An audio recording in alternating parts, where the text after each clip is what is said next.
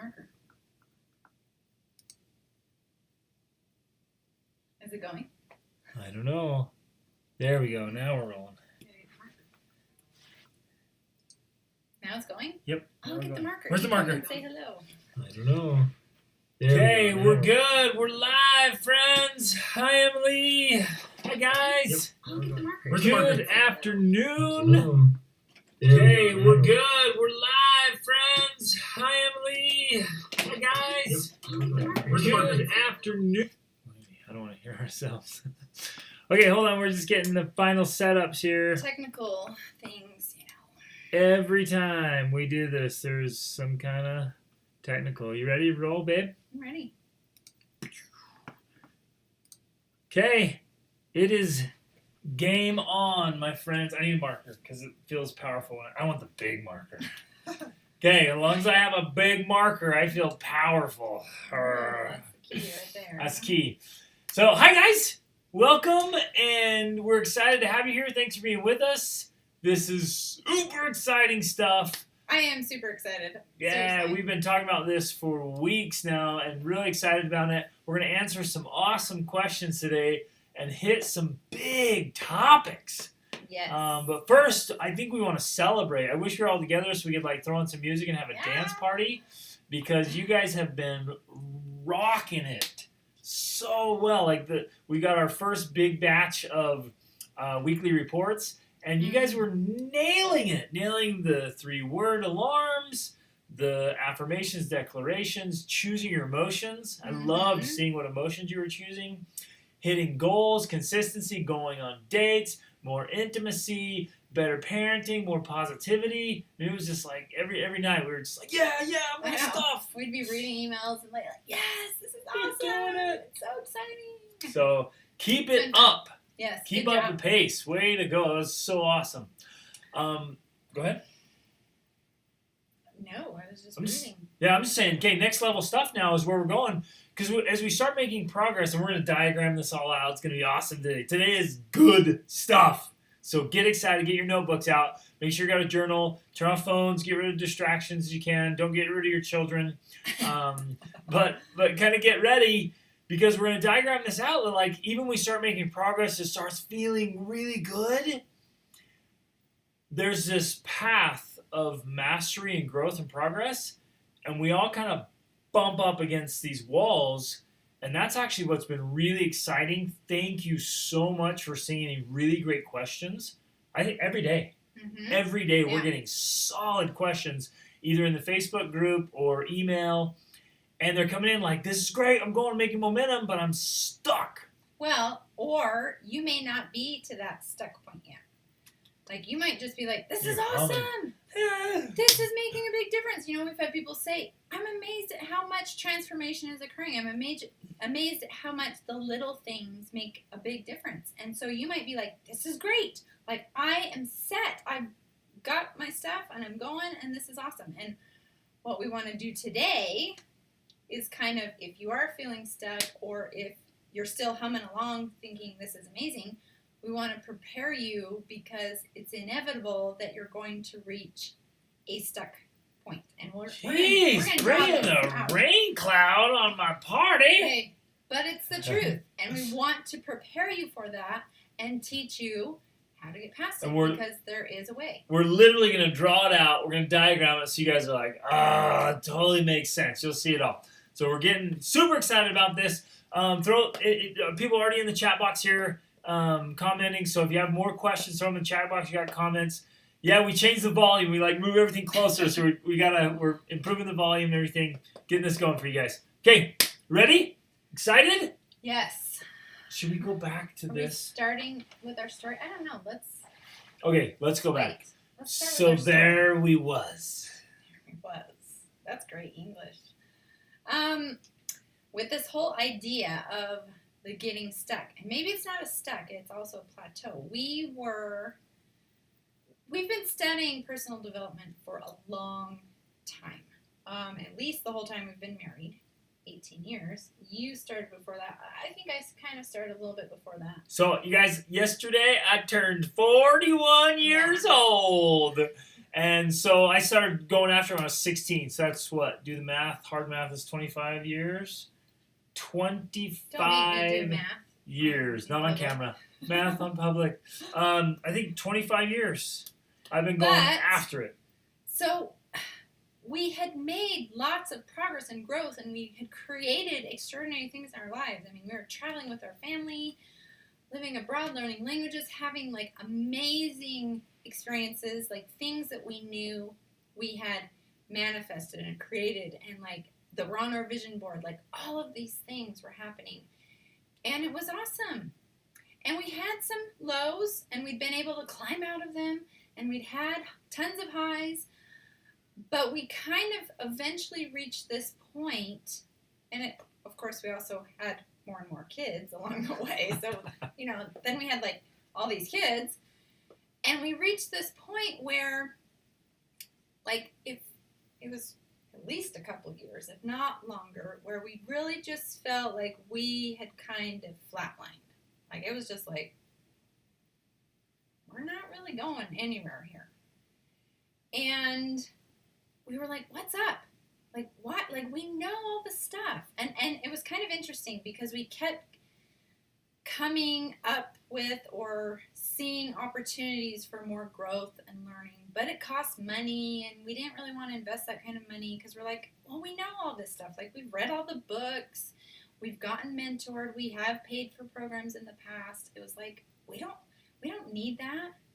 We don't want to do that. It was like we were resisting opportunities for more growth and more learning.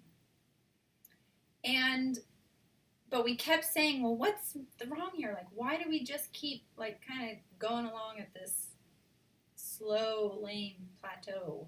Like, why aren't we taking off again? Why aren't we reaching our next higher goals? And eventually, we realized... Wait, pause. I gotta interject here. So you guys, life is good. I mean, there's the regular struggles, but life's good. But you just feel this kind of... you feel like you're on a plateau, right? And you feel like, oh, it's good, but it's not great, and it's definitely not extraordinary. And this is the point where, and some of you have even mentioned this, you start to feel bored. You get bored with like, okay, homeschooling's just kind of boring. Marriage is good, but we can tell we're just kind of going through the motions. Life begins to feel really mundane. And, again, for those of you who might just be kind of in this climbing stage right now, because of the challenge or whatever, we're warning you, it will come. Okay? You may have felt like that before, and now you're climbing and you're like, this is awesome. We're going to draw this up. We need to draw. We're going to draw. Okay, ready? Let's draw. We got to draw. Woo! But you will see it happen again, where you're going to reach another plateau. Is that too low? I think you're drawing too low. Okay. Well, I just got to show the diagram here. Like that. Yeah, okay. That's good. Okay. You go. I'm going to draw another diagram. So what happens is this is life. It's a series of kind of steadily upward climbs or plateau areas, and then there's these areas of intense growth, or if you're not growing, these end up being walls. Okay? These are your walls, and this is where you'll hit and you'll feel like, man, I'm stuck. And so what happened, to continue with our story before we get into this training more, is we had climbed. I mean, we'd like gone up and we were like, yeah, climbed up and we reached this high. And we've even done this a few times. So this process can go on for a long time. Multiple levels, all the way. But then we got this point where we were like literally just plateauing. And it was almost like you're circling back and forth like, we're just not making any progress. We're not going any higher. We're trying the things we've learned. We keep applying them. But we're not really like climbing. We're just like here, existing. And it was like, what's up? Like, why? I think a major turning point for me, I've shared parts of this story before, and the same for Greg, because it was kind of around the same time. I was at a conference that we were attending together, And again, I was in this plateau spot, and I was presented with the opportunity to invest a lot of money in a coaching program. And I was like, no, I know all this stuff. Like, I've read all the books. I know what they're going to teach. Like, I know all this stuff. I don't need that. Besides, I don't want to spend money on that. I can't afford it right now. But this little battle was going on in my head of like, you need it and you know you need it. And I kept trying to like put it off on Greg, like, you decide for me. Like, you decide whether we should spend this money right now. You decide if I should do the program. Like, I want you to be in charge of this decision. And he was just like, I don't know if it was intentional or if he just... It was totally intentional. I'm like, no, it's on you, man. I'm not making this call. That is all on you. Yeah. And so, finally, again, I had to go through all these little battles in my mind of abundance and scarcity and, like, investing in myself and is it worth it and all of these things. And I finally said, you know what? I'm doing it. I'm going to do it. And I went over to sign up. And then this was the funny part. They're like, oh, well, you can't sign up right now. They're doing something. You can't sign up right now. And I'm like, what? I just got the courage to come sign up, and you're telling me I can't sign up right now? It's not meant to be. I'm not going to do it. I went into the bathroom and was like, oh, like all bothered with myself and with them that they wouldn't let me sign up right that second. And I'm like, oh, Dad, this is stupid. Like, if I made the decision, I'm going to do it. And so I'm like, okay, I'm going to go back and sign up later. So I went back, recommitted, like, I'm going to still do this. Went back and signed up. And just the power that came to me with making that decision of, yes, I'm going to invest in myself. Okay, the program costs $1,900. And I said, I'm going to do it. And from then on, like, I've been on fire. Because... Smoking hot! Woo! Yeah. And besides the fact that, like, it taught me this huge principle, which I knew, but I had not been applying. This principle of, if you want to go to the next level, you have to prove it with your actions and often your money to show that you're serious by getting a mentor and furthering that training. And because I did that, like, our business has taken off, our little plateauing with just everything, you know, again, good marriage, good parenting, but it was all kind of plateauing. Like, it's climbed, it's improving, and everything's changed. And we've learned the lesson that we did know but had forgotten and kept us plateauing for a long time, that this journey that you've started on, like, this is just the beginning. It's only just begun. Like, barely stepped on the path. And it is an ongoing thing. It doesn't end. And that's awesome. Like, that's an exciting thing. So exciting. It's ongoing.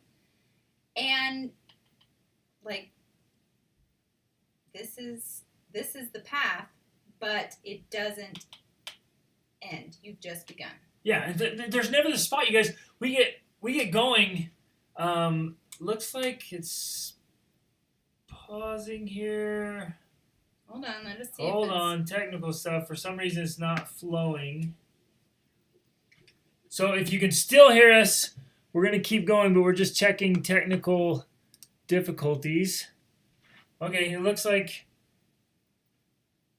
it might just be going to catch up. So we're going to keep going. We're going to keep recording here to make sure it's still going. Okay, reloaded the page. So Emily says reloaded the page. So something happened in YouTube. YouTube did just kind of stop us. So we're going to reload our page too. We're going to keep going here. Okay, so I'm going to keep going. There we go. Now it's working. Just reload the page. It's working. Boom. Thanks, Emily. Thank you. Okay, so you guys, life is lived on this incline, right? And I've been teaching this principle for years and years and years, and it occurred to me, like, I think it happened when I had, like, I broke a bone or something, and I was in a cast, or I had a surgery, and I was in a sling, and I experienced some serious atrophy. and just this whole idea of muscle atrophy, when you don't use it, it just shrinks. And I got thinking, I'm like, you know what? Life is totally like that. Life is lived on an incline. Like, if we don't keep moving, we start slipping back. There's no like, oh, I got here, I'm done, I can just sit down and I can stay where I am. Because as soon as you sit down, you start digressing. Like, life is literally lived on an incline. And so, actually, we're going to come back. Well, so I just want to add to this real quick. So, as your mentors, we're trying to teach you and prepare you for the inevitable hang-ups that are going to come your way.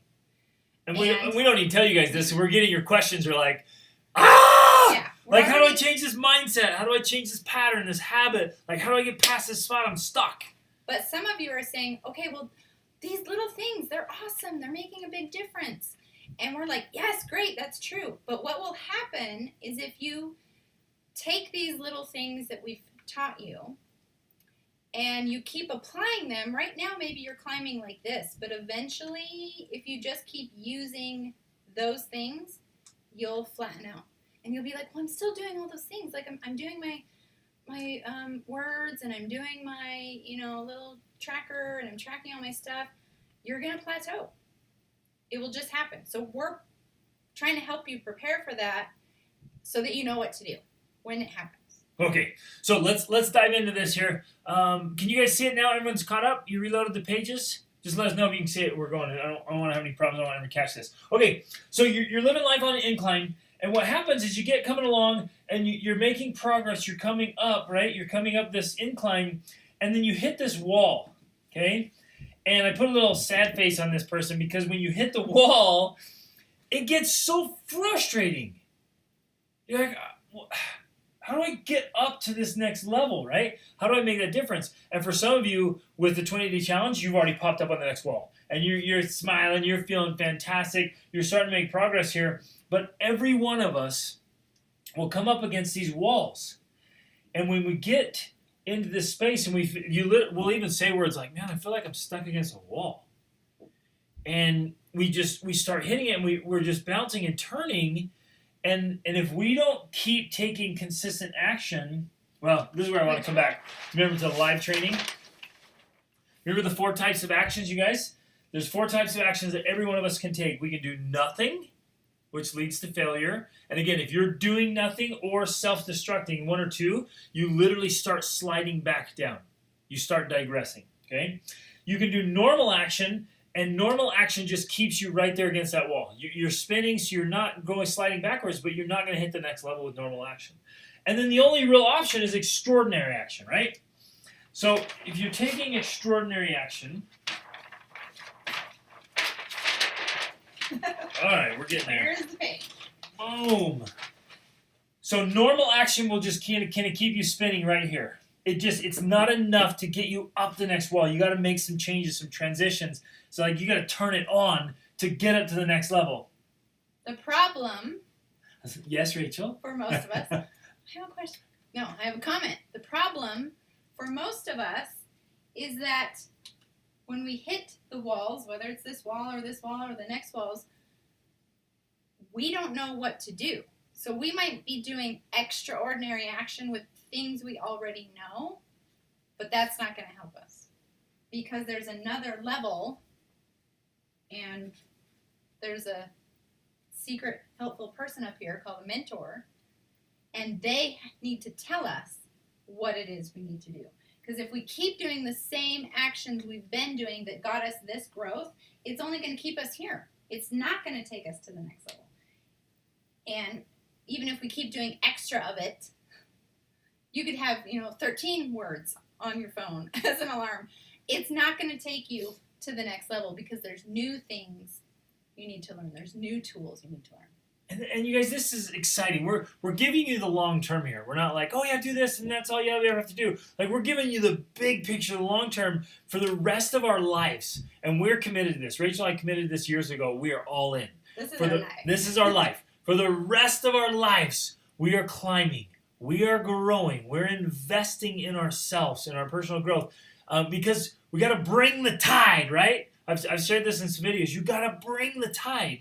And the tide, when the tide comes in, you guys, when we lived in Alaska, sometimes there was a 15-foot tide that would come in. Where else we like anywhere, Costa Rica, we see the tide come in, right? And it's just amazing. You see such a difference. The tide pools in Oregon and California, right? And they go out and it just changes everything. But when the tide comes in, it lifts everything. It raises all the boats. And that tide in this metaphor is personal growth. When we're growing, it would bring the tide, and every part of our lives gets lifted. And so as you and I come along and we go from one level to the next, we take everything with us. Our marriage, our parenting, our health and fitness, our spirituality, our business, our growth, everything goes with us. And so we got to bring the tide and keep growing and improving. But I want to share something. This second diagram here is from a book called Mastery by George Leonard. Phenomenal book. He says, as you're trying to master something, he says you pick something and you spend your life just trying to master it, really becoming world class at something. He says you'll always make growth, and then you settle back a little bit. After you make a new achievement, you kind of settle. You lose a little bit of the ground you gain, and then he says you get stuck in this plateau, and he says this is where most people stop. This is where most people fail, because they get on this plateau, and either they get bored of the plateau, they're like, oh, I'm not making any progress, I'm not going anywhere, so they stop right here, or they get to the wall, of course, like we were talking about, and then they start cycling backwards, okay? And they just get perpetual cycle, and they get stuck. And they stop right there in the mastery, and of course he teaches the same principle. You've got, I have all the power right here. You want some power, Rachel? You got to get mentoring, right? Hold on. Oh. I want to add. Okay. So some of you, like, we want to point this out. You may be using these very words of, I feel like I've hit a wall, or I feel stuck. And we're showing you here, this is exactly what's happening. This is why you're saying these words, because you are. You're kind of stuck in this area where there's this wall and this, little space from where you've come from. You may not be sliding back down to where you were. Some people do that. They can revert all the way back to where they started from originally. You might not be doing that, but you're just kind of going in the space where you're stuck. And so that's now where. Wait, pause. Okay. Okay, so we got to go back. And we're gonna get into your specific questions. Questions have already come. Questions you're gonna ask during this live training, but I want to make it like this super important standard here. Okay. We believe in setting a high standard, right? And from the very beginning, we've talked about we want to be not good, not even great, extraordinary. Extraordinary marriage, extraordinary parenting, extraordinary family lifestyle. We want you to live an extraordinary life, okay? So we believe in setting a high standard and then raising it, right? You're like, it seems so intimidating, and it's intimidating on purpose. Because if we aren't growing, if we don't have something that gets us excited, right? That we wake up and go, whoa, man, I gotta go after this. If it's not keeping us up at night, if it's not a little bit even scary, right? We're setting goals that match our potential, not our current ability. Does that make sense? We set goals that we cannot reach in our current condition. Yeah, I do that all the time. So does Rachel. I set a goal. I'm like, I can't do that. Because it forces me now to grow, to become a better person in order to reach that goal. And so we're literally setting these big, crazy goals and this growth, because that's what gets us to grow. It's this upward reach we have in us. This desire to be better, to reach our potential. And you guys, you want money to take care of your family. You want to be able to travel and have amazing experiences. And I know a lot of you want to be able to even not only help your own family, take care of your own family, you want to help other people. You have these big dreams, these big desires. You want to raise awesome kids. And you guys are already like super heroes and heroines. I mean, you're You're incredible. You're doing amazing things already. We're blown away by what you're accomplishing. And I know from our conversations with you, you want more. And that's awesome, but we got to keep going, because if we ever stop, if we ever just get a spot, we're like, I don't know, and we start settling into it, we literally revert back to old mindsets, old emotional heart sets. We settle back into apathy, indifference, and laziness, and we can just stay stuck for years. Excuse me. I went to a conference this past weekend because I'm constantly working on improving myself. So is Greg. And one of the things... I thought you were going to say, I'm constantly improving myself and Greg stays home with the kids. Right. He stays home with the kids. I got nothing. He doesn't need this stuff. But one of the things that really stuck out to me, that reminded me of why we do what we do, is this idea that part of the reason the world is suffering right now, part of the reason there's so much, depression and suicide and all these other negative things, is because people, and our children especially, lack vision, and they're not living a good story. Like, we've talked about this before, about living a good story. You need to be living a story in your own life that's meaningful and filled with purpose. And you need to have a vision of where you're going. And if your vision is like this wall, that's it, it's not enough. Your sights have to be set like way up here. Like, this is where we're going. That sucked.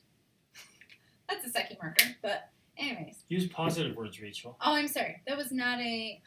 I'm positive that was not... I'm positive that marker sucks. You have to have your sights set higher, because that is what gives our lives meaning and purpose.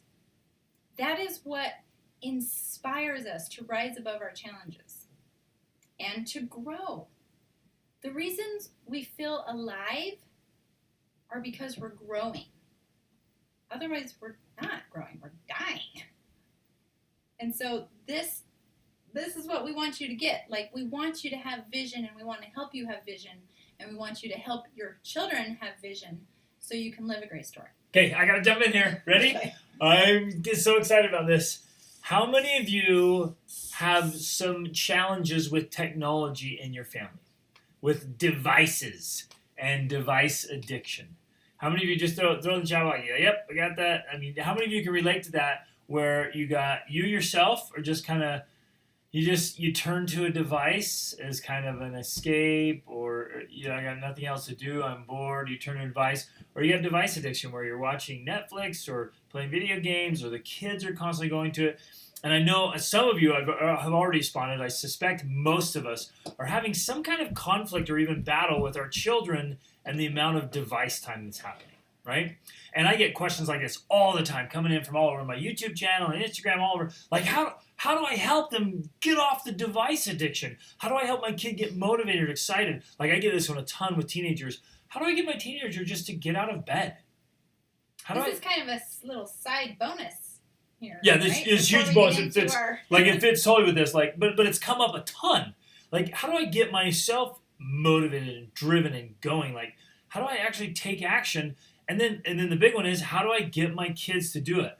And this is what I teach again and again and again.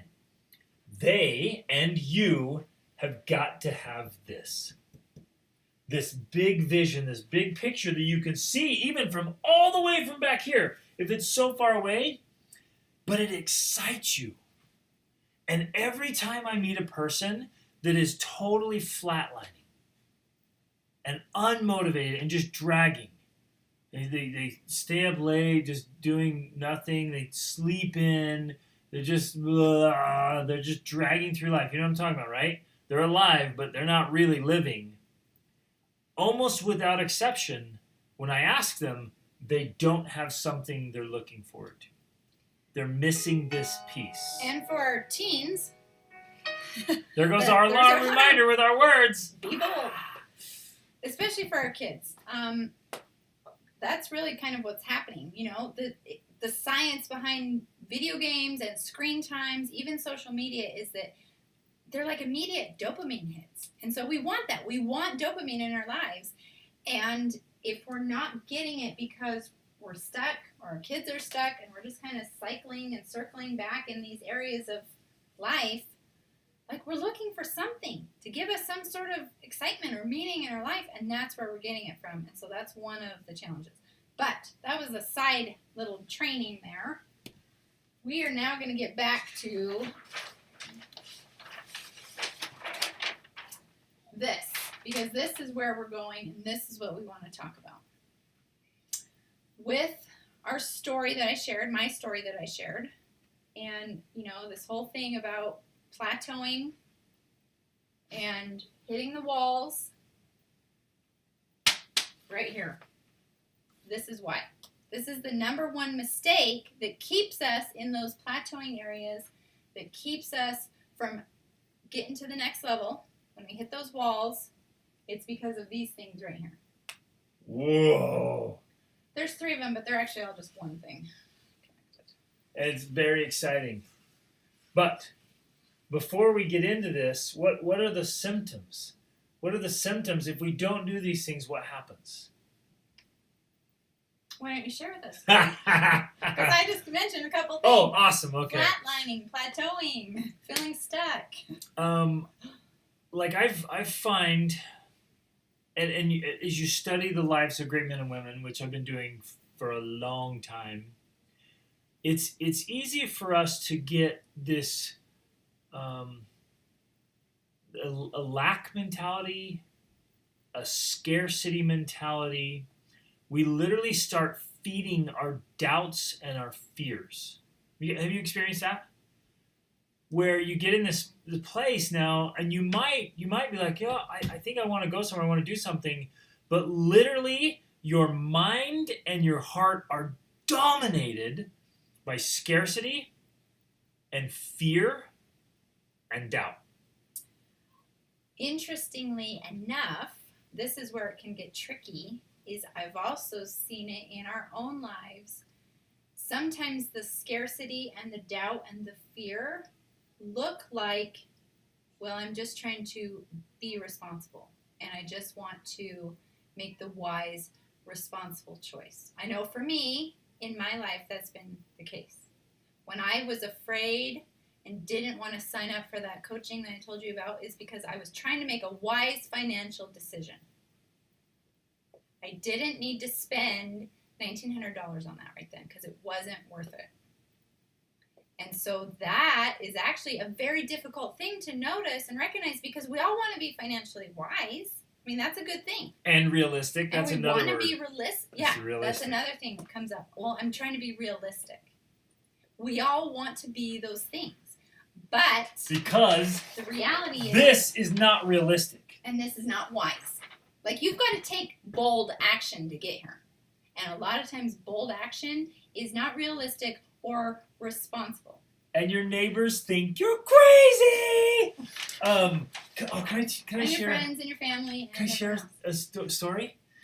So, you guys, I do personal mentoring and coaching, and we do group mentoring and coaching. I recently got a new client.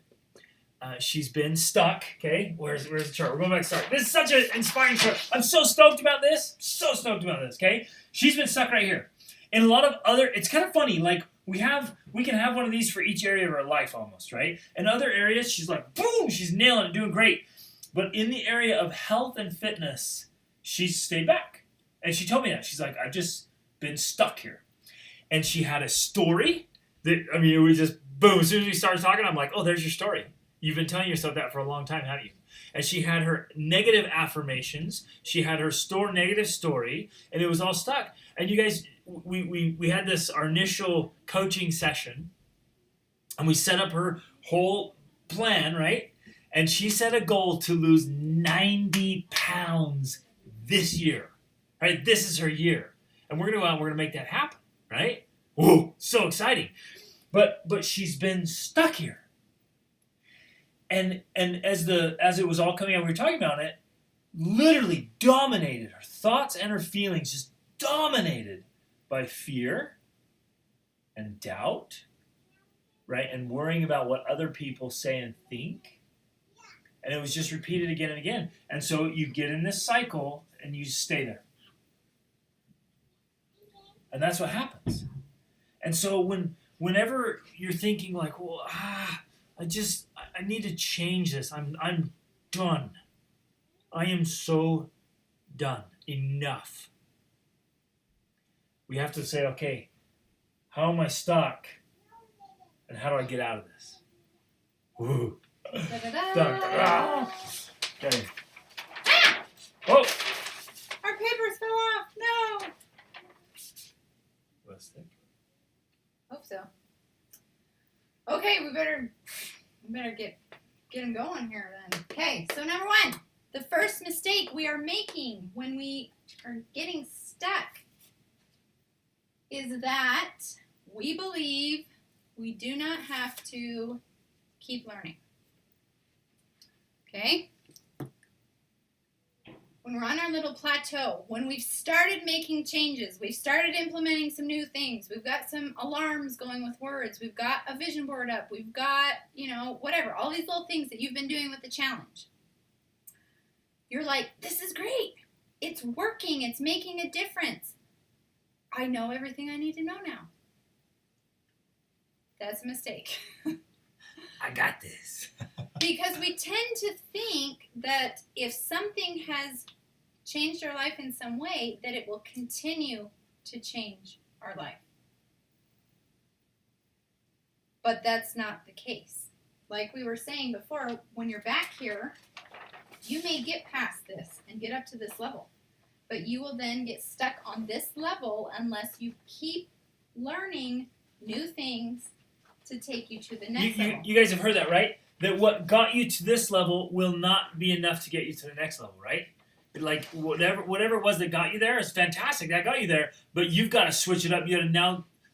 What got you there won't get you to the next level. You have to keep growing and keep moving. And keep learning. Which you guys are learners. We're talking to a group of learners here. Yes. So for most of you, like, oh, okay, that's not an issue. I'm constantly learning. And remember, we love encouraging this. Do not ever go to bed at night without learning something, at least one thing that improves your life. And you've got to pass that on to your kids. This is huge. This is where I see as one of the biggest failings in parenting is that parents are not intentionally, daily teaching your kids things that will improve their lives. They're thinking they'll pick it up. They're not just being really intentional like, hey, today let's learn something that's going to make your life better. We're not exposing them to greatness. And so literally, you guys, this breaks my heart. Children will go their whole lives without ever being exposed to the greatness. Think about that. They'll go their whole lives without ever learning what we just taught you. They never know. They have no idea. They have no concept of like, oh man, life's on this incline and I keep bumping up against the walls of the next level. They never conceptualize that. And they just think, well, this is just how life is. That's just how it is. That's it. Pause. I'm sorry. I got to throw this. Sorry, babe. Sorry. And that's like, because you're surrounded with people that live that way. Sorry, I'm fired up today, huh? Whew. Feeling it. You're surrounded with people like that, right? You are, I am. And they say things like, goals are stupid. Set goals. She heard one, she came home and shared one that was shared with her, that they say, what goals for families? Goals destroy families. Goals destroy families. What? What? Well, because in that person's mind, you get excited. You see this for the first time and you're like, yeah, let's do that. And so you start making some changes and doing some things and setting some goals and the family's all hyped up and maybe you get up here. But then you hit a wall, either this wall or this wall, and you don't know what to do. And you've tried everything you know of, but it's not working. And all the things you learned before, all the little techniques, you're using them and it's not working. And so you're just like, well, this doesn't work. And now we're all super disappointed. We're like practically depressed because we were so excited about something and it didn't happen. Goals destroy families because it gives you something to hope for and dream for. And when it doesn't happen, that just sucks. So why? You're just destroying your family when you do that. Or yourself. You set yourself up for disappointment. And we actually wanted to talk about this today. Sometimes we attach, a goal attaches to our self-worth and how we see ourselves. And if we don't hit the goal in a certain way or by a certain timeline, a deadline, then all of a sudden we start wrestling with, am I a good person? Am I worthwhile? I can't even do what I say. I can't even keep my commitment because I was going to reach my goal by this date and I didn't. I'm worthless. I'm a failure. And that's not true. We're going to teach you about that, but that'll have to wait till next month because we can't fit that in today. But that's what happens. And so this person that sees this big goal and says, oh, goals destroy families because I'm stuck here, it's because they're missing pieces to get them up to here. And the first one is keep learning. Keep learning. You got to keep learning. And so some of you might be saying, well, what if I learn but my spouse doesn't? What if I go but my children don't come with me? You're kind of throwing in all these questions here as we go, right? I know. Okay. That's good. I'm getting it all in here because this is the kind of stuff that comes out and we're constantly facing, right? Well, if I go and my spouse stays or my kids don't come with me, is that going to tear my family apart? Okay? And I got to illustrate this somehow. Okay? We can do a new page. No, I got to do it it's an object lesson, my friends. Okay. Ready? Can you see this? So it's like, it's the whole bring the tide thing, right? If you're bringing the tide. So what happens, I think this will work. Got it, okay. It's going to work. So this is you and your personal growth. This is one end is you, one end is your spouse. One end is you, one end is your family. One end is and this fits with everything. One end is you making these decisions and growth, and it's your fitness at the other end. It's your spirituality. It's your work. It's creating more income. It's everything else, right? Here's what happens. As we bring the tide, are you excited about this? Yeah, I'm excited about this. As we bring the tide, as we start to grow, okay, we lift this up. You guys have probably seen this with choice and consequence, right? One side's choice, one side's a consequence. You can't lift choice without moving consequence. You can't detach them, okay? As long as you take this other side and it is growing, look what happens to the bottom side, okay? It raises. And you might say, well, they're way back here. They're not, blah, blah, blah, blah, blah, blah. Well, they are being affected. Look how they're being affected. You might be here, but they're still being affected. So this spot here where the lid starts, right? It was at the lowest part, and as you grow, now look what's happened to it. Okay, it's still down there, but it's raised. It's way off that lower level. And it takes every bit of that and moves it. I'm telling you, bring the tide. And it starts to lift your family and your relationships and every part of it. As you grow, it influences it. It helps it grow. And we'll talk more about influence and how to influence your spouse and your children. But like, as you start going, it's not like there's when you're growing and improving, it's always good. It is always good. And when you have goals and you have ambition, you'll hear people tell you like, oh, ambition's bad. Right? These are the people that are stuck here because they tried something once. It didn't work out. So we should be content just with what we have and stay where we are. They literally get stuck in the plateau right here and they start saying things. They start teaching it and start believing it. We should just be content and stay where we are.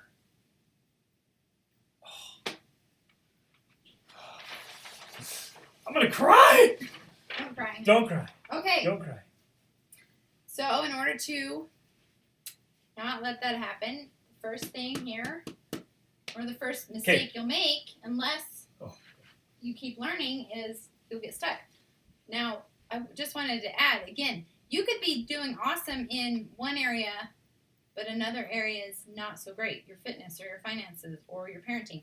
So not only are you have to keep learning, but you've got to keep learning in all areas of your life.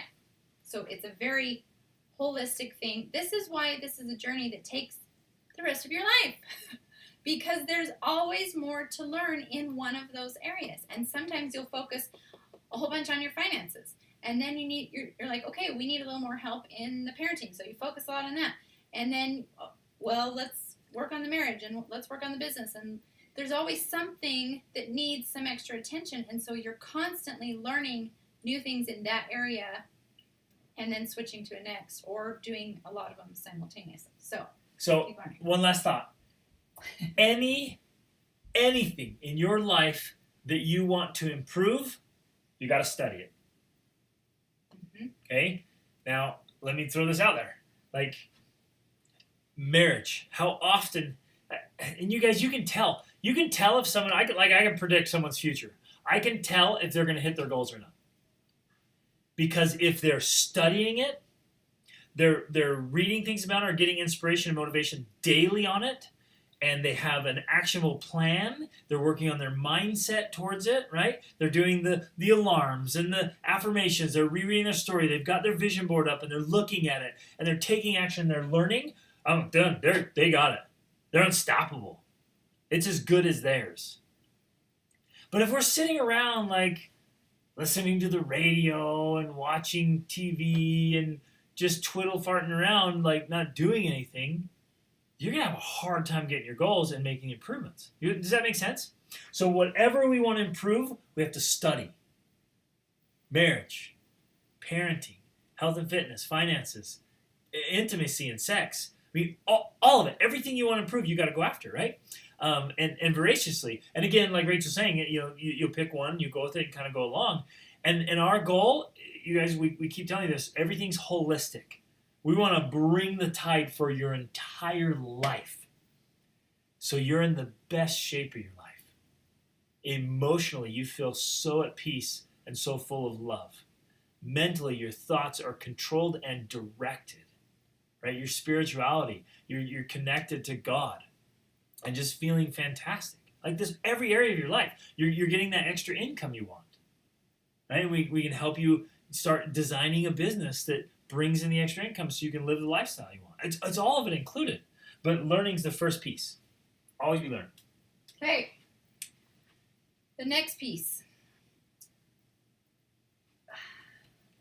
One last little. All right. We have to be open-minded. Now they're quoting there. It's documented. I said twiddle farting. Twiddle farting. Yeah. All right. Sorry. We are, though, right? Oh, okay. It's killing us. One other thing. Part of this, you also need to be open-minded to realize you don't know everything you need to know. So whatever you've learned so far is awesome. There's tons more you need to know. The next step, the next clue, the next key, the next critical ingredient to helping you because you don't know everything you need to know is number 2, which is to get mentoring.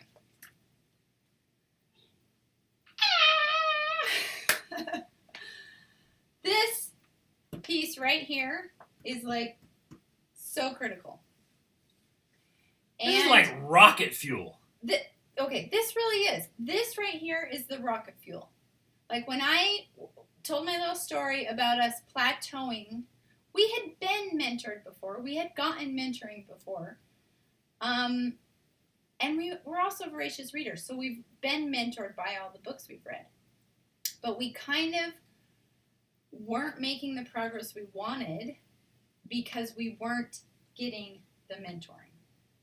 And as soon as we were like, okay, you know what, whatever it costs, whatever it takes, we're going to do it. Because our goals, our big stars over here are so important to us that we're going to do whatever it takes. And we're going to pay for the mentoring if that's what's required.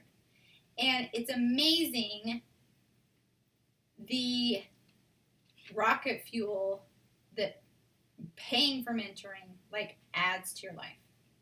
Like it literally gives you all the missing pieces, all of the like answers, like, you know, here I am, how do I get up here? Now draw your little guy. Draw a little guy up here, happy little guy. Happy guy. Here's the happy little Oogway mentor. You know. Oh, I can't draw Oogway. Okay, now Oogway. Like, this mentor is the one saying, here's a rope.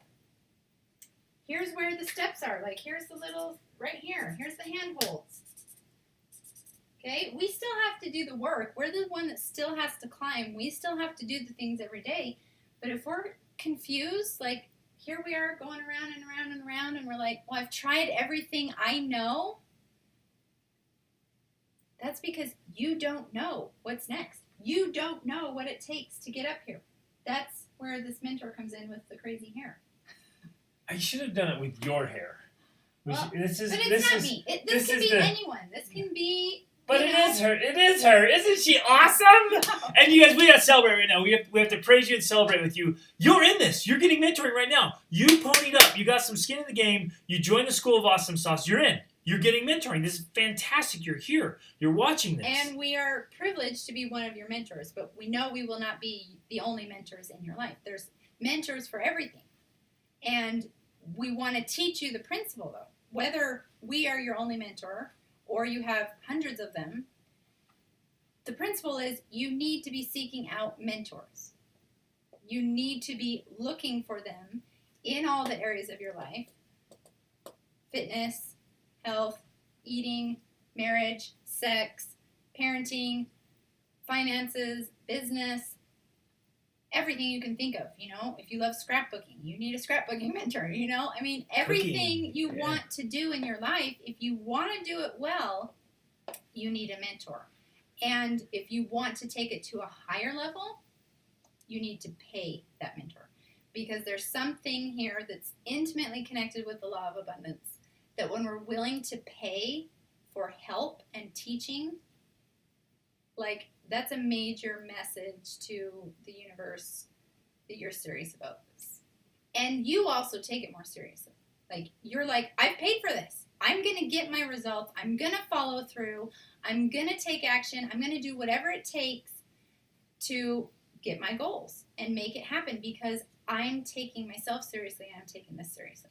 So, like, with all of our hearts, this is a major lesson we have learned that has improved our lives. And in fact, I would say there's a direct correlation with the amount of money we invest in ourselves and our own mentoring and learning and the level of our income.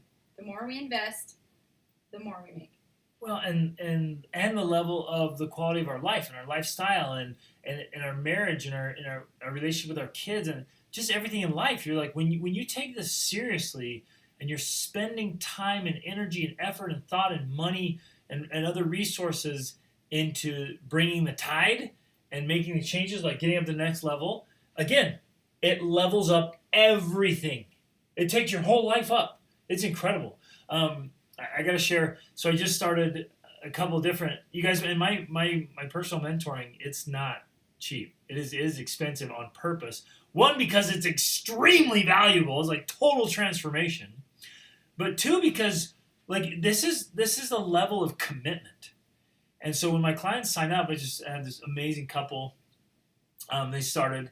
And you know, we meet up and have this awesome meeting, and they're like, "Hey, there's all these patterns, all these things we've been doing for years, right?" And when we start a mentoring session, that is the catalyst for change.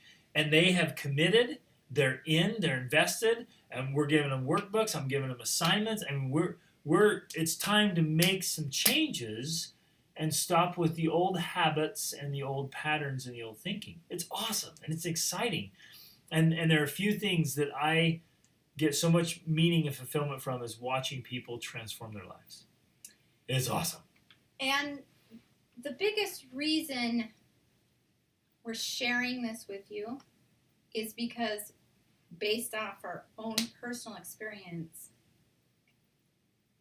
you can go out there and you can try and learn everything your own. That was actually kind of more of our approach.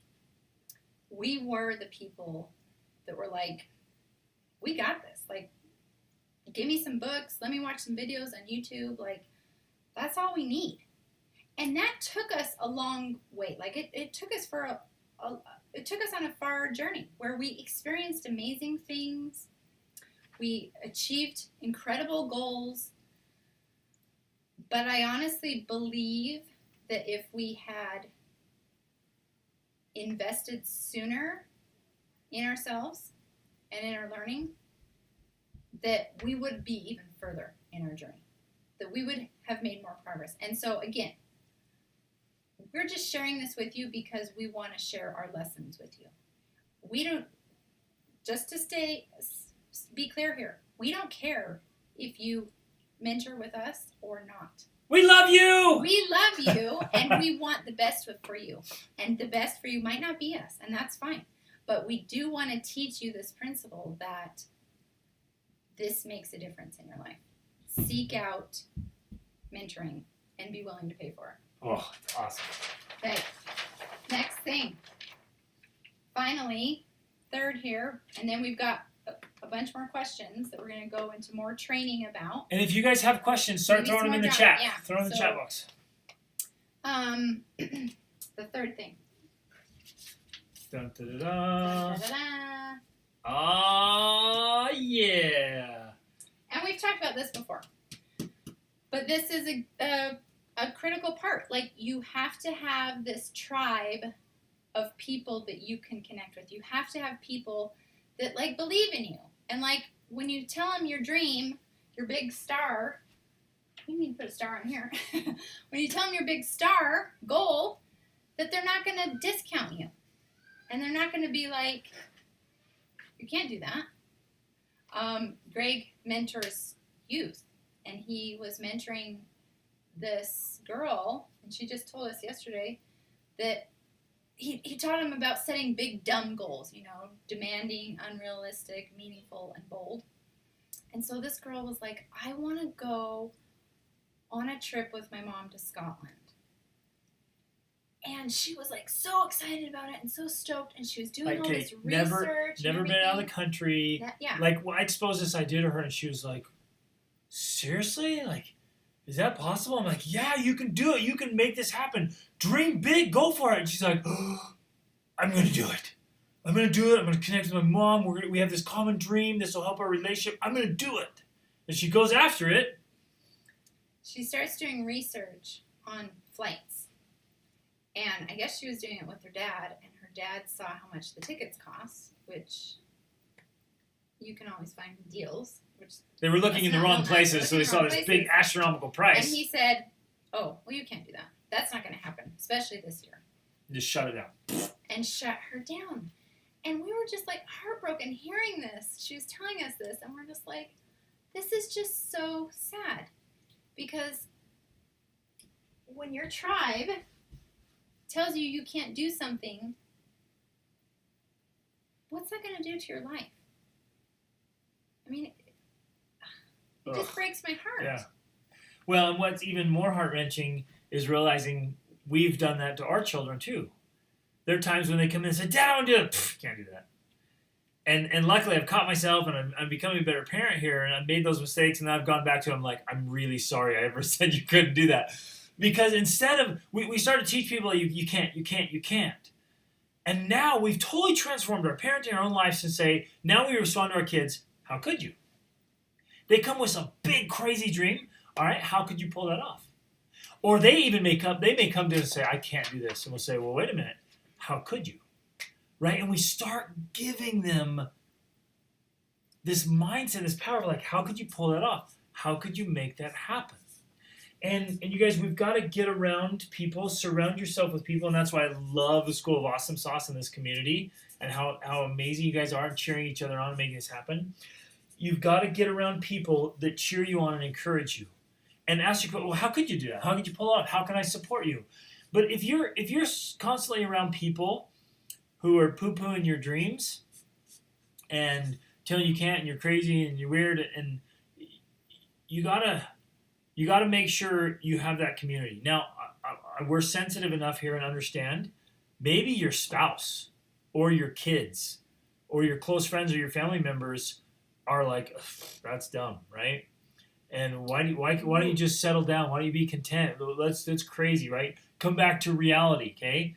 And you can't like ditch your spouse or your kids or your family, right? And I get that all the time. Like, with my family, I can't like stop hanging around them.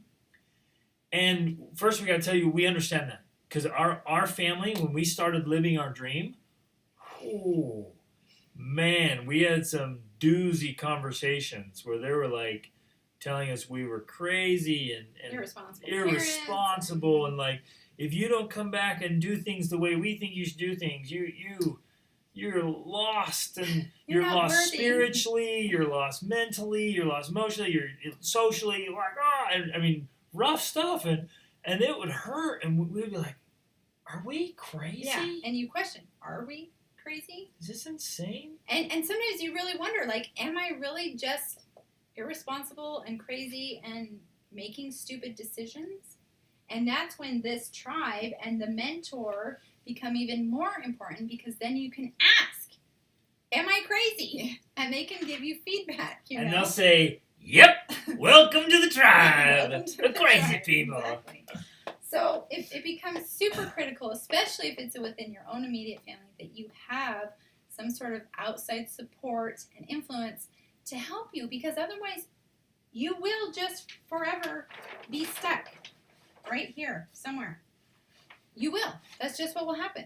Without additional learning and knowledge, without mentoring to help you get up, and without support, sorry, it's just not going to happen. That's just the truth.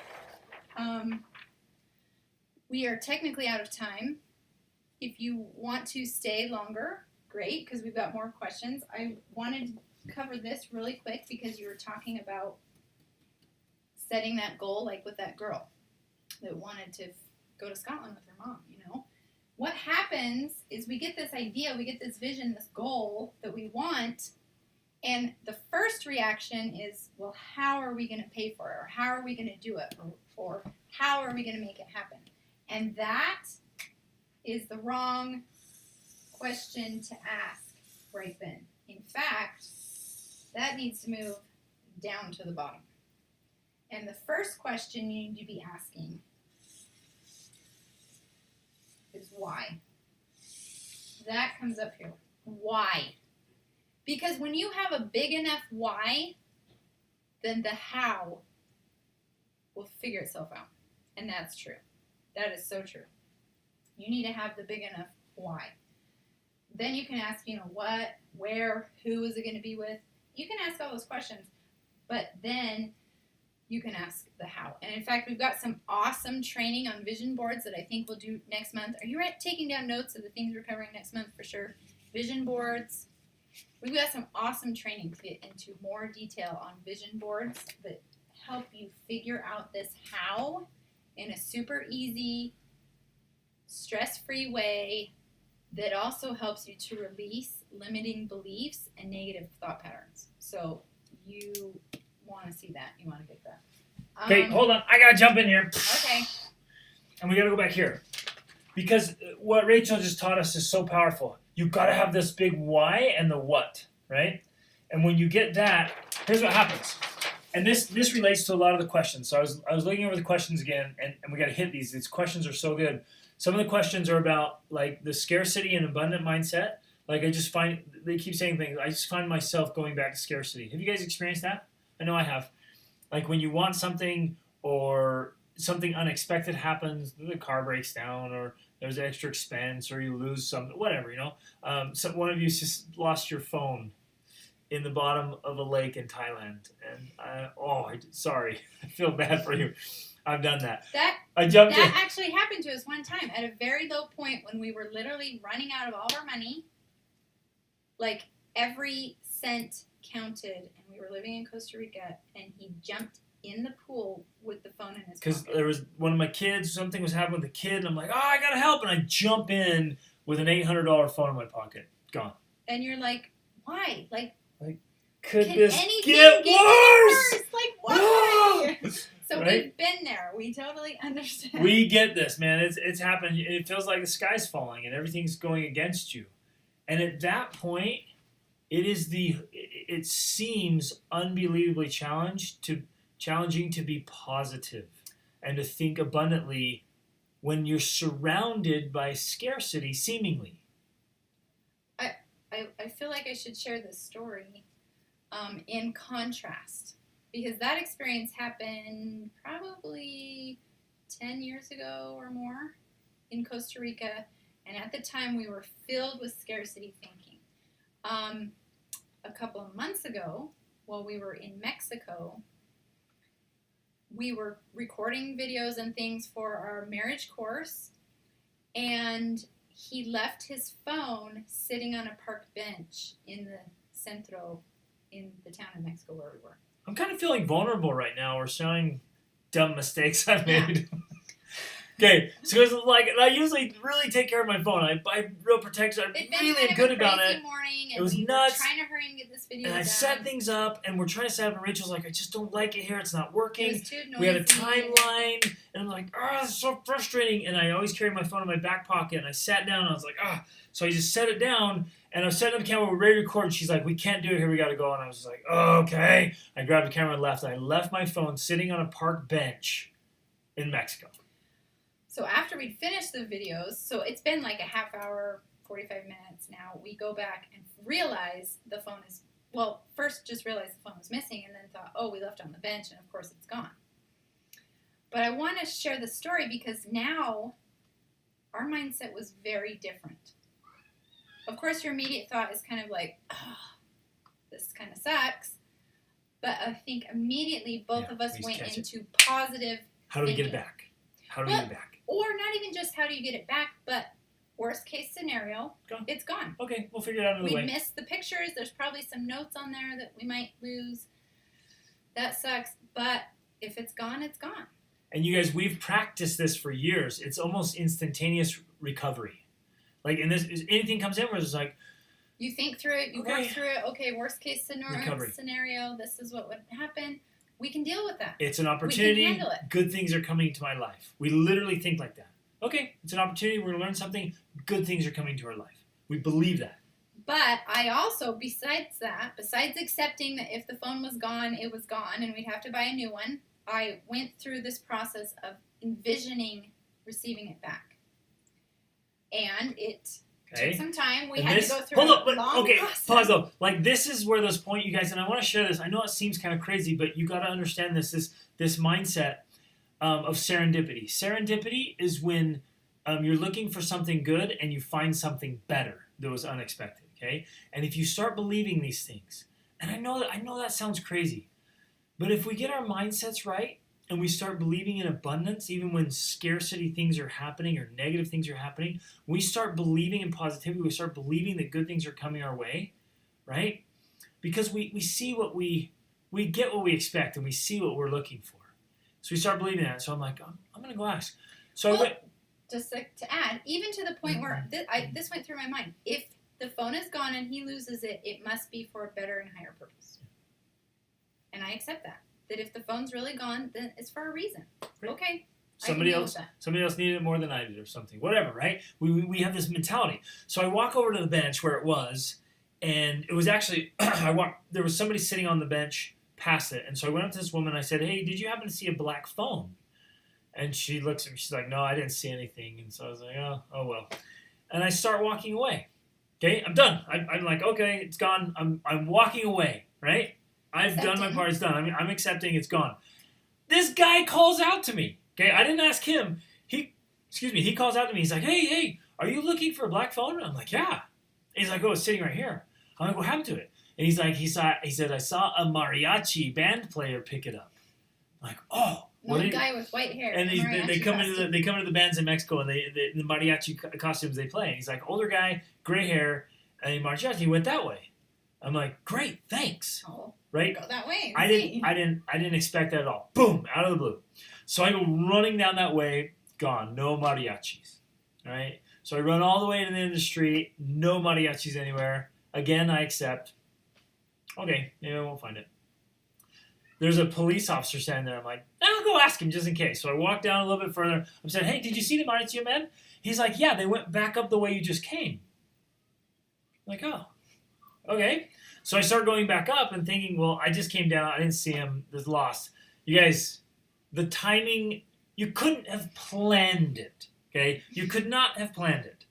I'm walking back up there, exactly at the moment I walk in front of this door, the music strikes up inside the door to this song. It was one of our... A cucaracha. No. It was like one of the Bésame Mucho or something. Like one of these songs that Rachel and I like. And I was like, oh, there they are. So I knock on the door, and it's this big private, affair, and they kind of crack the door. Who are you? And I'm like, is there a marching band in playing? And they're like, yeah, he's in there. I'm like, oh, can I come in? And he has my phone. They're like, no, you have to wait. So I go get her. So Rachel comes back, and we're sitting there like, hey, we know where it is. We know who's got it. And we ended up sitting there listening to the music for like 30 minutes. Or 45. But when the guy walked out, we hit the the alarm on it for Find My iPhone, and it starts ringing in his pocket. And I was like, hey, you have my phone? And he's like, oh, you left it on the bench. I'm like, yeah. He's like, oh, here it is. Gets me back my phone. Boom. Right? And it's just this awesome story of that things come back. That could have never worked out any other way. It should have been gone. The guy that took it was inside a bank playing a gig. We should have never found it. But I know because we were thinking positively, because we were accepting that if it was gone, we were willing to let it go out of our life, which is another huge part of the law of abundance. Abundance is about flow. You've got to be willing to let it come in and let it go out. So that's why anytime you need to spend money on something, do it gladly and willingly. Because you're helping with the flow in and out. And we were willing to let that flow out of our life if necessary, but because it wasn't needed or whatever, we learned the lesson and we got it back. And you guys, it's hard to illustrate this enough. We've had hundreds and hundreds of stories where we let things go or we need new things to come in, and so unexpected. Things you couldn't have dreamt up, they just come to you. And so Emily's saying here, the scarcity mindset's what has been keeping me from letting go of a client that I don't enjoy working with, right? Same thing. And so, Emily, if you just start putting all your focus on a new client coming in that you love to work with, right? That client will come into you. But and then you'll be able to let go of the other one. You may need to let go first. Yeah. Sometimes. That's I don't know. The scary part. That's your choice, your decision. I'm not going to tell you which way to go one way or the other. But we have to have that trust and this flow, and the things will happen.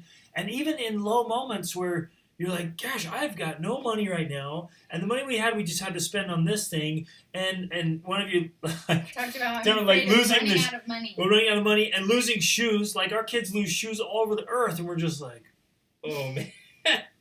And they you just get them something, it's gone, boom, there it goes. And we've learned okay, good things are coming our way. Good things will come to us. And out of the blue, people will just come up hey, can I hire you and give you X thousands of dollars to do this? And we're like, yes. Yes, please. It happens all the time when you don't expect it because we're so open to abundance coming into our lives. And part of this whole idea of flow, because one of you made the comment, and we've said this too to ourselves, that part of the scarcity thinking is being afraid of running out of money. Because, what if I spend it all? What if I need to? And this has happened to us before in third world countries, in developing countries. We've been in Nicaragua where we've literally spent our last dime on food. And you're like, that's a worst case scenario. But what we've learned is that you can never run out of money because there's always more that can come to you from somewhere. Now, the problem is we don't always see where it's coming from. And so because we can't see that there's more money coming to us, then we get this feeling that we're running out and there's no more coming. But you have to believe that there's always more out there to come to you as long as you are open to receiving it. How cool is this? She didn't know what I was just writing right now. She's like, it's what you see. And I wrote right down here in this bottom corner, scarcity. When we're standing against a wall and we're looking down, what do we see? We're out of money. There's nothing. But all we have to do is literally lift our gaze up here to new opportunities and abundance. And you guys, this mindset applies to so much here. How do I get my kids to do this? Homeschooling's so frustrating. I've tried diets. I've tried losing weight. I've tried to help my spouse see things differently. I've done all that. And when we're standing there looking down, that's all we see. And we're stuck there. And we can't see any way to make a change. And we keep saying to ourselves, see, I've tried, it didn't work, I failed. I know. I'm stuck. And it's not working. But then all you got to do is lift your gaze. And it changes. Woo! Big old catalyst. I love it. So, I think I'm going to propose something here to Greg and to you guys. Uh-oh. Maybe we need to change our monthly training sessions to 2 hours instead of 1. Oh, absolutely. I was counting on going longer today. So if you would want us to do 2 hours instead of 1, why don't you leave a comment about that? Because we also we want to respect your time. But we have a lot that we can share, and so... Yeah, if you got to go, 1 hour we totally understand. Not enough. Yeah, it's not enough because we want to help. We want to give you great stuff coming in here. Says I'm struggling. Yeses. Yes, 2 hours is great. I'm struggling with the same thing. I met with my business mentor today. She told me to give up 2 of my writing projects in order to focus more on my own business projects. It's scary. Yes, see, it's the same principle. And often we want to hold on to our thing, whatever it is. We're like, scary, but like there's this beautiful principle of stepping. Flow. It's the flow and taking a step into the darkness. And as soon as you take a step, then the way gets lighted a little bit more. The other day we were driving up to Greg's mom's house and his brother's house, and it was super foggy. And I was thinking about how well this applies to our lives. Is that... We decided to stop and not go anywhere because you can't see. Right. Just kidding. That's what we decided to do. No, we didn't. What did we do? It was foggy and we literally could barely see anything in front of us. But we kept driving. And the lines on the road, you could only see like maybe a foot of them. But they were enough. As long as we stayed within those lines and kept moving forward, we got to our destination. But if we had stopped saying, well, we can't see anything, then you're just stuck. And the lines... You stop. I can't see anything. This is where life... Yeah, this is where my entire life experience is going to be right here because that's all I can see. But if we look up, then it's kind of like this mentor becomes these lines guiding us. Like the lines on the road in the fog. Guiding us to just keep moving forward.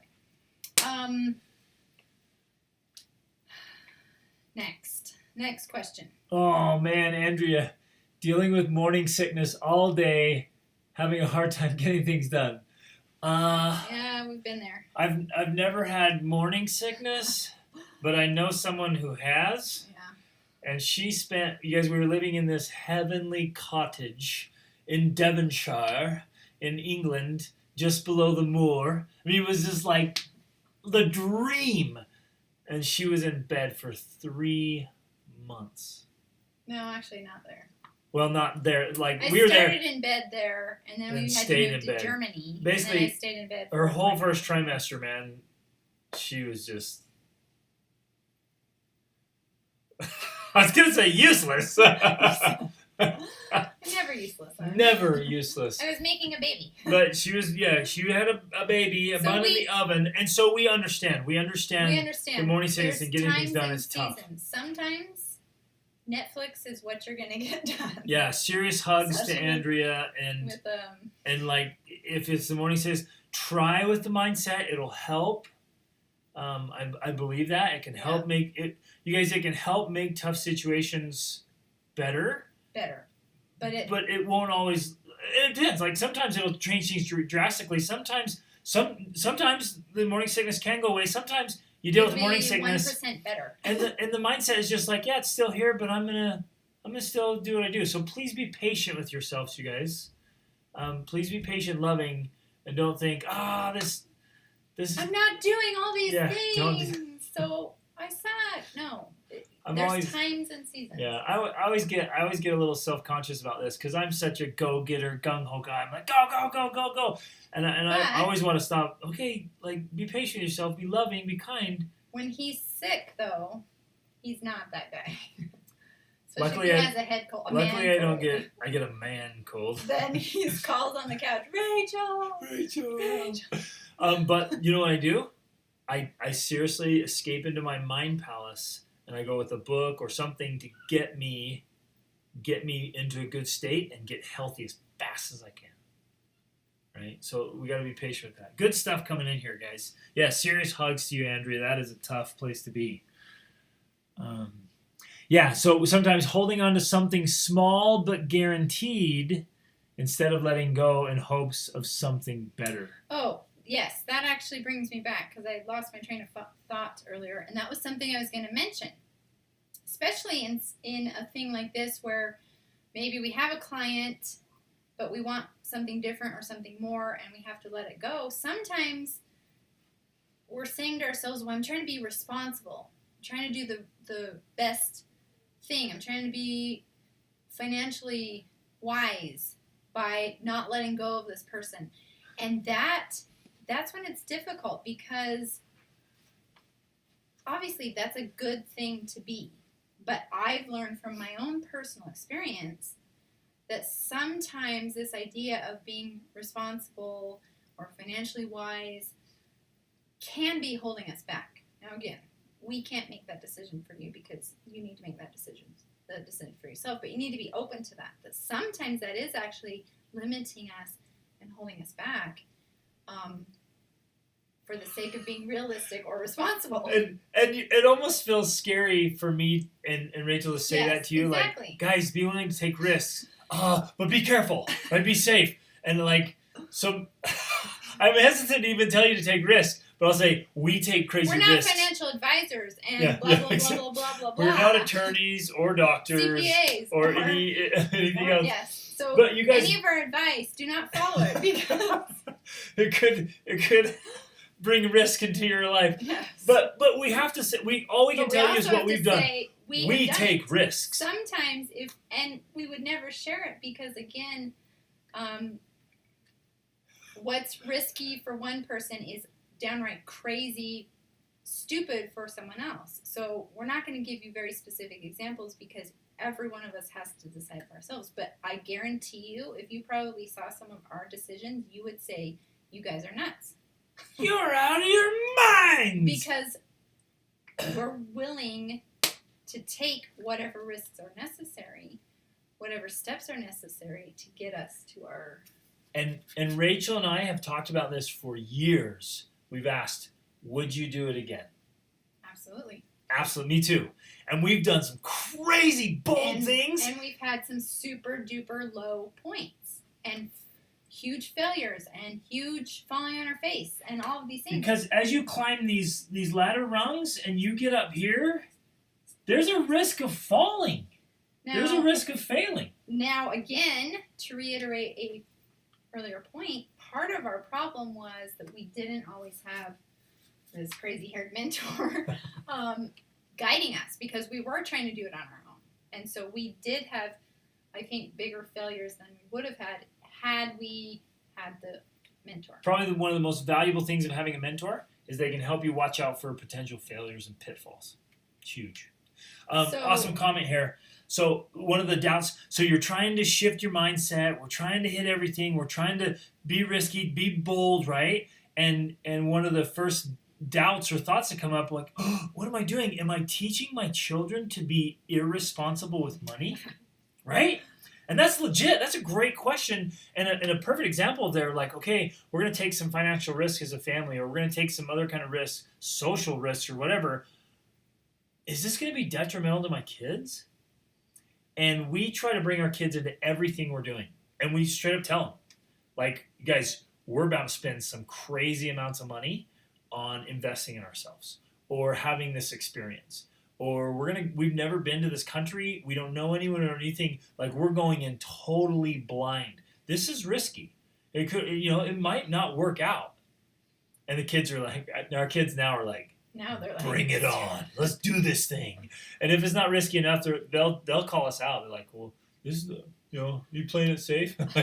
like let's go, right? And we're training our kids though. For us personally, we're training our kids to live life boldly and daringly. And this is difficult to answer because the real answer is going to come after a lifetime. Like, the decisions that you constantly make are going to determine what you're actually teaching your kids. So if you decide to take some sort of risk and then it doesn't turn out well and then you never do anything again and you always play it safe for the rest of your life, you're going to say, see, that was a huge mistake, kids. We were irresponsible with our money and this is what happened, and now you've ingrained that in your children. And we meet people who had that experience all the time. Now, if on the other end of the spectrum, you take the risk, it works out or it doesn't. Well, let's say it doesn't. Let's go with it doesn't. But then you say, do you know what? We're going to try it again. And you because here's what we learned. Here's what we figured out. Growing, eventually you'll get here and you'll say, wow, I'm glad we took that risk way back there. Even though it didn't work out, look at everything we learned, and it eventually led us to this person, and then this happened, and because this is our life. This happens all the time. Because of this failure, we eventually did this, which then made this happen, and now look where we are. And it would have never happened if we'd never taken that initial risk and failed. Like, I mean, if we were to sit down with you guys, if we were just sitting around kind of sharing stories, and we were to go through the lifelong cherished friendships we have that we would never have otherwise, the experiences that would blow your mind, that blow my mind when I think about it, I'm like, I can't even believe that's real. Never would have happened had we not taken the risks. The opportunities for business, for impact, income, and coaching, and like everything. All of it is because we were willing to really live life, and take this approach of like, I will find a way or I will make one, but I'm going up this ladder of success in life. And it's not a someday commitment, because a someday commitment, it's not one of the days of the week. It's not going to happen. I would, or I want to, but it's not enough. You got to get this level of commitment, like, I'm going to make this happen. I'm going. And so for us, that's the approach we take when we do things that seem irresponsible or risky. Like, in our mind, well, that's just what's required to get here. And we're telling our kids that. We're doing that because this is where we're going, and this is what it takes. Now, if we, somewhere along the way, change that mindset and started thinking negatively and scarcity and all that, yeah, we probably could end up way back here or get stuck here forever, and then it wasn't worth it. But we're willing to take that risk. Because we're committed to growing and improving. Bigger risk, bigger reward. This funny comment, like, where the kids pick up this, sweet, I'm going to spend all my money on all this stuff because more money's coming. Woohoo! Okay. And we actually set up a system in our family, you guys. Our new family economy is amazing. Today is Tuesday. Because in Spanish two is you. So it's your day, and then Thursdays are Thor's day, Thor. And every Tuesday and every Thursday, our older children are 100% responsible for themselves. For everything they eat. They cannot eat anything that they did not buy and prepare themselves, right? And so if they start blowing money, they know more money's coming, they can earn more money, right? They're getting it like, oh, I can earn more money. But if they go blow it on something, they're going to go hungry on Thursday. And this is why I get what you're saying, and that is what kids will do, but great. Let them do that while they're still living under your roof.